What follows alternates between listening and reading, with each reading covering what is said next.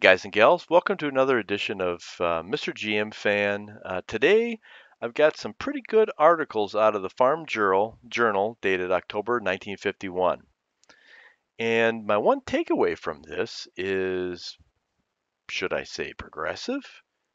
I'm a little surprised. For 1951, these articles could have been written today. I'm a little taken back. The first article I'm going to read was written by a gal by the name of Maude Longwell. She put out an article asking wives about their husbands, and she got some pretty frank information, and they printed it. So, without further ado, let's start out this article. Again, Farm Journal, October 1951, written by Maude Longwell. Husband, you're wonderful, but how do you rate with your wife? Maybe she was one of the 1,000 farm women who wrote Farm Journal about that man I married. You might meet yourself in this article, fellas. A farmer by the fictitious name of Joe Hammerschmidt stuck his neck out a while back and bragged to his missus. You married a pretty good guy. They don't come much better than me. Mrs. Joe knows that a bit of buttering up never hurt any man, so she came right back with what he wanted to hear. You're wonderful. And honest. Joe's wife does think he's a grand guy. She said so in one of the 1,000-odd letters we receive lately from farm women about their husbands. But Mrs. Joe wrote on for several pages. Maybe you're wondering how come all those women got up the nerve to tell us about their husbands. Well, on February Farm Journal, we had an article called Happily Ever After, which gave our women readers the chance they must have been waiting for, to blow off bottled up steam or to indulge in lyrical brags about that man I married. Since I authored the article, it fell to me to read and digest these letters, and to tell you what your wife thinks of you, how you aggravate her to tears, and what there is about you that makes her love you so much in spite of all your faults. So read on, husband, for you are the hero or the heel, or the big lovable lug of the story. But back to Mrs. Joe. Main trouble with her man, he's so easily hurt in his pocketbook that his wife finds it hard to be truthful about money matters. When I come home with a new dress, he invariably asks how much. I know how the truth would wound his economical soul, so I say, oh, it costs over $10, but it didn't cost $20 when it actually cost $19.95. When you read about marriage, you usually find these problems mentioned: money, in-laws, sex, the other woman, religion. Well, the experts who name sex as the leading marital problem must not have done their researching among the farm families. The wives who wrote to us seem to agree, between the lines and outright, that sexual harmony, or lack of it, stems mostly from other happinesses or disappointments, one wrote. If my husband would only talk to me about just anything, what's going into the South 40, or where we might build me the cupboard I want. I need to feel close to him through the day if I'm only to feel close to him after lights out. As the other women, only one wife mentioned the eternal triangle trouble, but scores wrote trustingly that he never looks at another woman.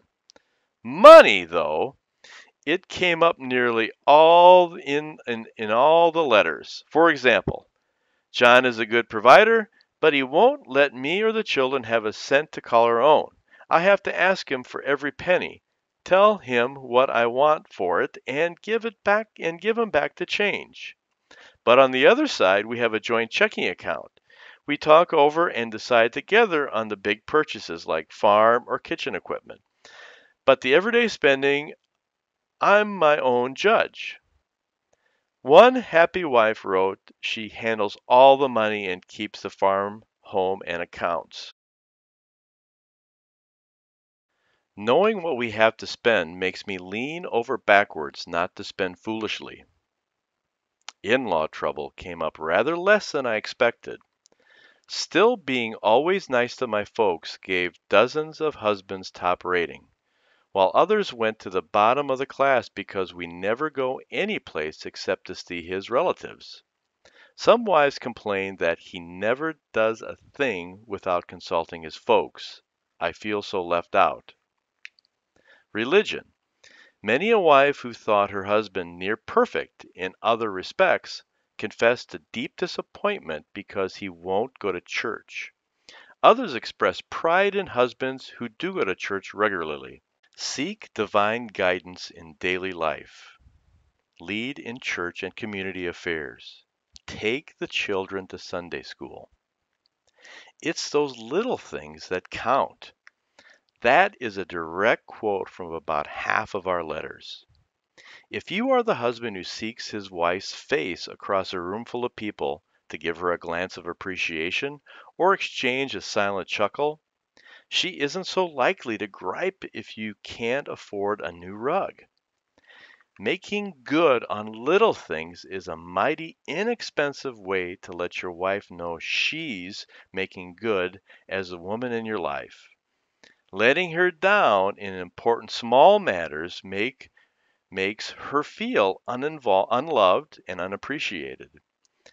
It's a mistake that will cost you happiness. Our letters from wives agreed on a host of husbandly virtues and failings that make the difference between happiness and discontent in marriage. A thoughtful glance at this condensed list will give you a pretty good idea of how you rate with your mate. You're on the right track if you are interested in your wife, in her new dress, her figure, her cooking, her way with the children, her hobbies, and community interests. She'll take criticism if it's well sprinkled with praise. Remember anniversaries with a surprise gift or a gesture or sentiment. Consider what she needs for the house as well as what you need for the farm. See that she has funds of her own, egg money, etc., to share alike. Help her with the children, housework, gardening, chickens. She won't mind helping you in return. Share the family car with her freely. Pamper her with little things, but not too much on those days during illness before and after the new baby. Remember that all work and no play makes marriages a dull joy. Dress up and take her frolicking once in a while. Know when not to believe her, like when she says, "I don't want a thing this Christmas," or "Who cares about having a bathroom?" Next segment. But better stop and think if you call her the old woman or the ball and chain. Say, "I don't care," when she asks what you'd like for supper, or say at the table, "That's not much of a meal for a working man." Criticize, belittle, or ignore her, especially in company.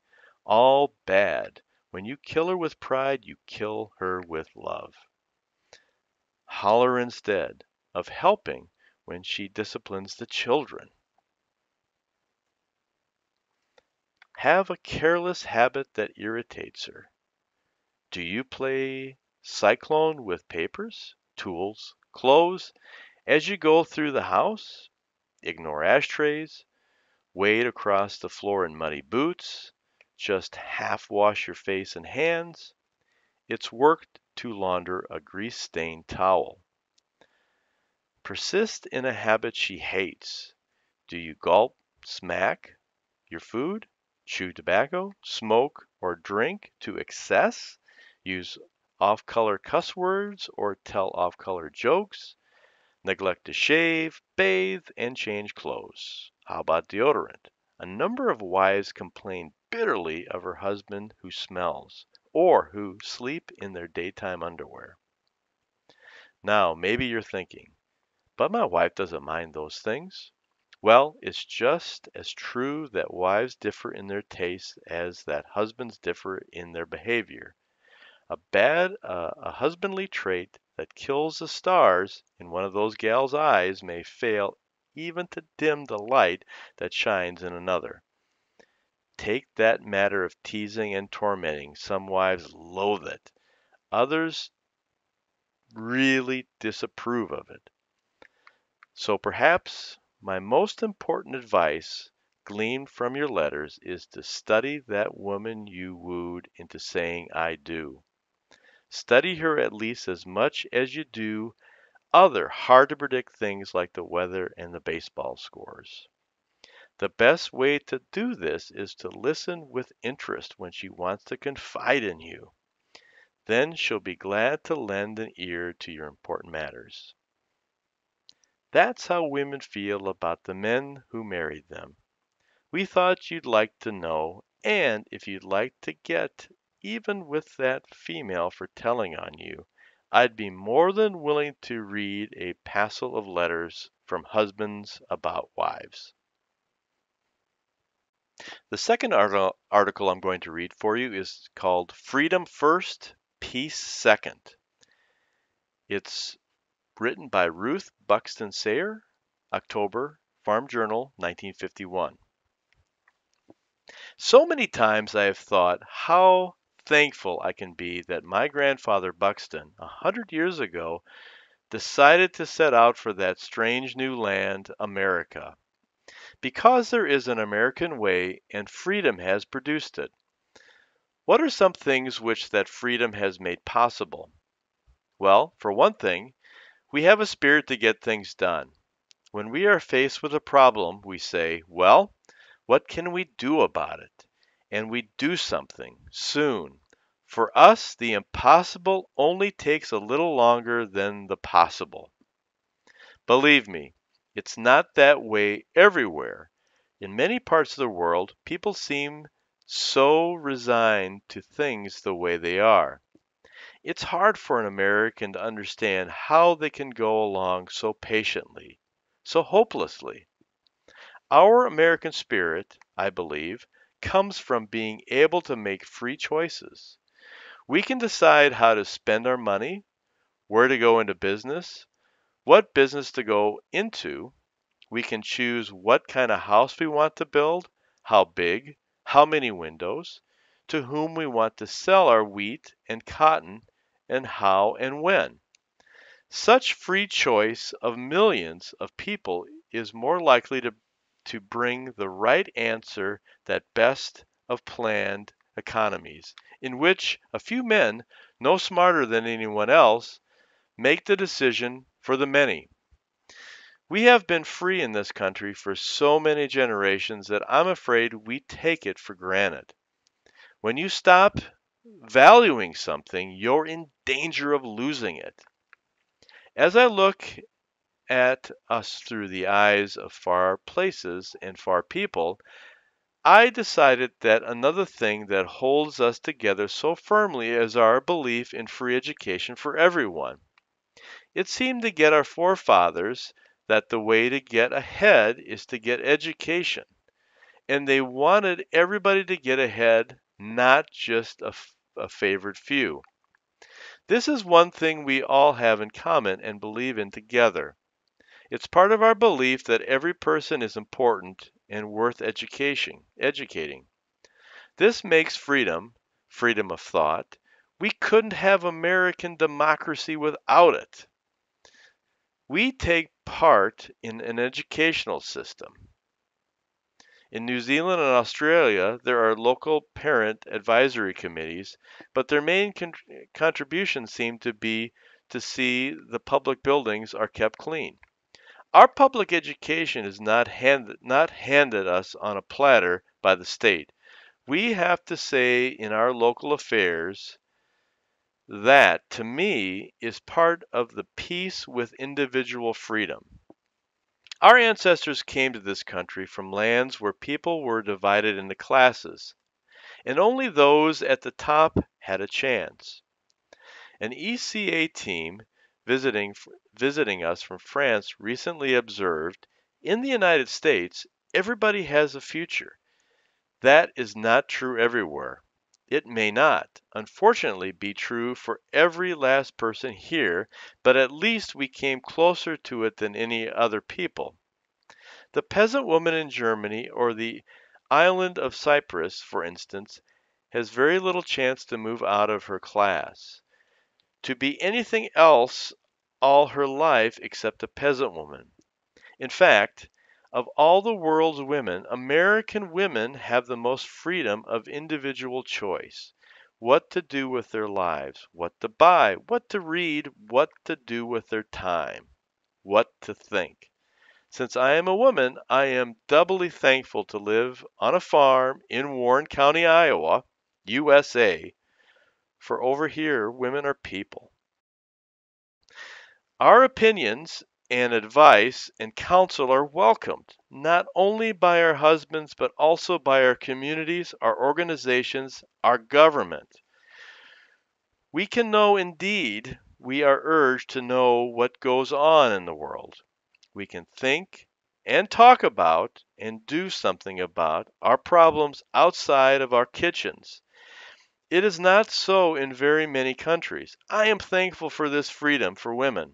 True, it gives me extra duties outside of four walls, and so it must for all of us to keep us if we are to keep this freedom we possess. In my case, it means that I must leave the easier comfort and farming life of my home, sometimes for weeks at a time, because I am needed for work that's to be done elsewhere in the world. Not every homemaker need go to such lengths, but she be doing something, but she should be doing something. This enlarging of one's duties in a small price to pay for the freedom that an American woman has.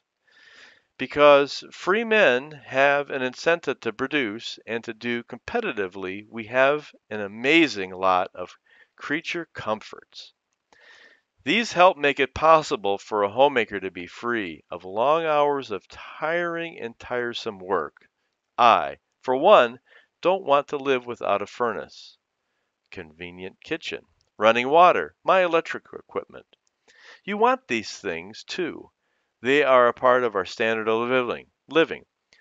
They free us from the drudgery. I have seen my sisters in other countries spending long hours over ancient stoves in ill-lit and unhandy kitchens, bending over old-fashioned soapstone sinks, washing clothes on stones in the river.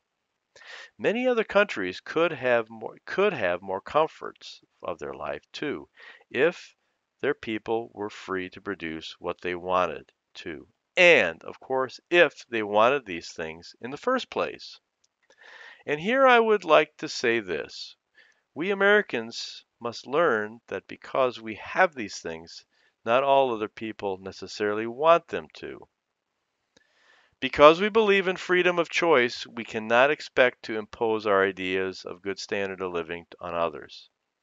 Those of us who have a lot shouldn't talk much about it. I was told in no uncertain terms when interviewed on the radio in other countries. Now we don't want to hear about your American kitchens or your gadgets. It is my observation that we must learn to go a little more slowly to keep unity. We Americans want to go zip in and solve the world's problems. I am so afraid that in our Point 4 program and in setting up extension services in Germany or South America for that matter, we forget that other people don't value the same things we do. We must only help people help themselves, or we will do more harm than good in the family of nations. And we must be more concerned that other nations have freedom to make choices than over what their choices are. All right, guys and gals, well, that's going to wrap up today's magazine read. Hopefully, you guys enjoyed these two articles. I think based on what we're going through as a country, I think these two articles are pretty true to today. So thanks again. God bless. Please comment. I would really enjoy to read your comments about these two articles. Thanks.